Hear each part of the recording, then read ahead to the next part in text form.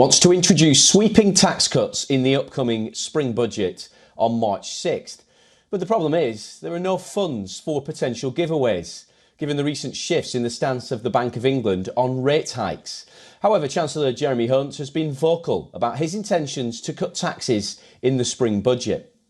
Hunt is expected to focus on reducing national insurance rather than income tax and introducing a new levy on vaping.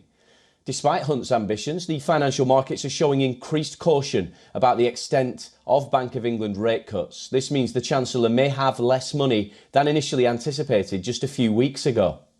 In a twist to all these plans, an economic think tank, the Institute for Fiscal Studies, or the IFS, has criticised Hunt's financial planning, calling it dubious and lacking credibility. The IFS is warning against tax cuts without a clear funding strategy. The IFS suggests Hunt might need to find £35 billion, or $44.4 billion, in cuts from existing public services to fund pre-election giveaways. The think tank has also underlined the importance of concrete plans over vague pledges. It further stressed that with public finances remaining in a challenging position, the economic case for tax cuts is weak. Meanwhile, as the anticipation builds for the spring budget on March 6, the pressure is mounting on the Chancellor Jeremy Hunt to strike a balance between populist measures like tax cuts and addressing the longer-term economic challenges.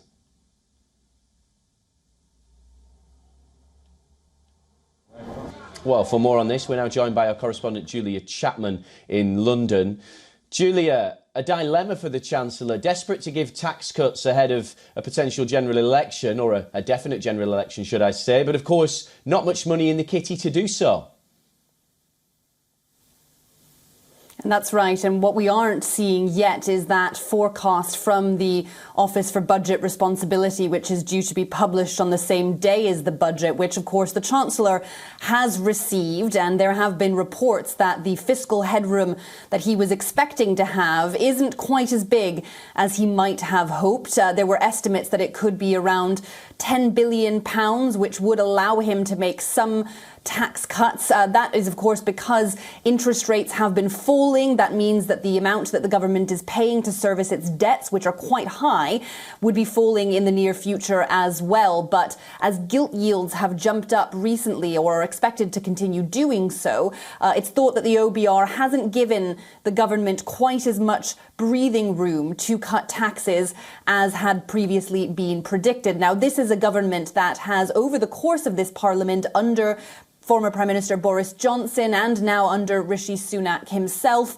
has in fact overseen the largest increase in taxes since the Second World War. The tax take at the moment is the highest it's been since records began, apart from, of course, that brief period where Liz Truss was Prime Minister and slashed taxes very dramatically, only to see them go back up again under Rishi Sunak. But what we are seeing from the government is this hope that ahead of the election they can cut some taxes as a sweetener to incentivize voters to put their trust behind the Conservative Party when it comes to casting their ballots later this year. Now, what they are hoping to do is to build on the tax cuts that they oversaw at the autumn statement last year, which were relatively minor compared to the overall tax rises we've been seeing over the past few years. So although they did make mostly businesses better off, they haven't really contributed to a serious reduction in the tax burden.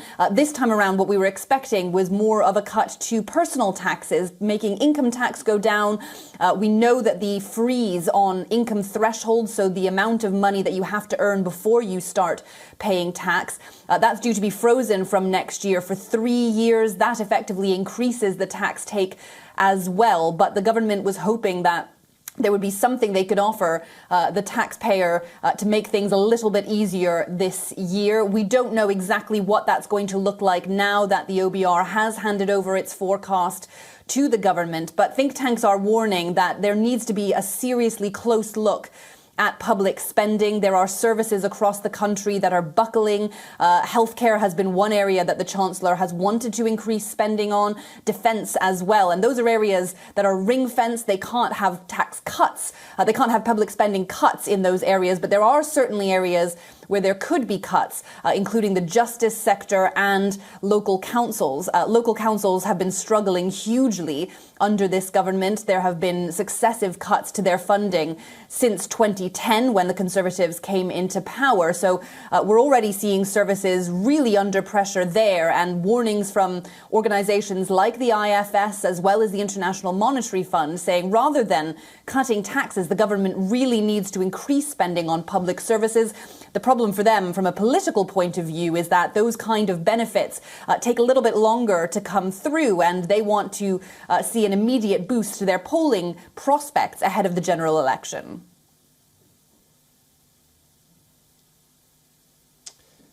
Julia Chapman joining us live from London. Many thanks for your insight there.